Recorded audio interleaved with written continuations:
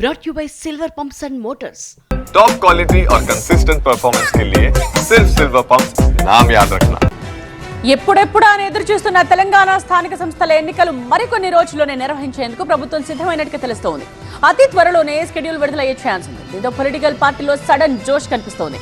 అప్పుడే గెలుపు కోసం వ్యూహాలు రచిస్తున్నట్టు తెలుస్తోంది. తెలంగాణలో లోకల్ బాడీ ఎలక్షన్ వేడి రాజుకుంది. ఈ నెలలోనే షెడ్యూల్ విడుదలయ్యే అవకాశం ఉంది.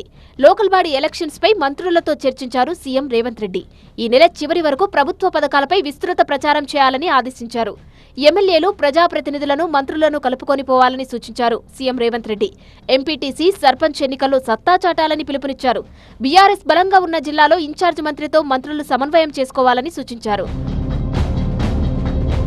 లోకల్ బాడీ ఎన్నికల్లో బీఆర్ఎస్ సత్తా ఏంటో చూపించాలని కార్యకర్తలకు పిలుపునిచ్చారు కేటీఆర్.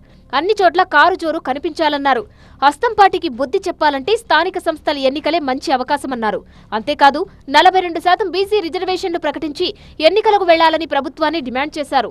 మనం రాబోయే స్థానిక సంస్థల ఎన్నికల్లో ఒక్కొక్క ఊర్లో బరి గీసి లైన్ గీసి ఒక్కొక్క కాంగ్రెస్ పార్టీ నాయకుని ఫుట్బాల్ ఆడుడు ఎట్లా కాంగ్రెస్ పార్టీని చిత్తుగా ఓడగొట్టాలి లోకల్ బాడీ ఎలక్షన్ లో, దాని మీద దృష్టి పెడదాం. ఎన్నికల్లో ఒంటరి పొరకు సిద్ధమన్నారు తెలంగాణ బీజేపీ చీఫ్ కేంద్ర మంత్రి కిషన్ రెడ్డి. ఎన్నికలను రాజకీయ కోణంలో చూడడం కరెక్ట్ కాదని మండిపడ్డారు. కాంగ్రెస్ కు సరైన గుణపాఠం చెప్పేందుకు కాషాయ కార్యకర్తలు రెడీగా ఉన్నారన్నారు.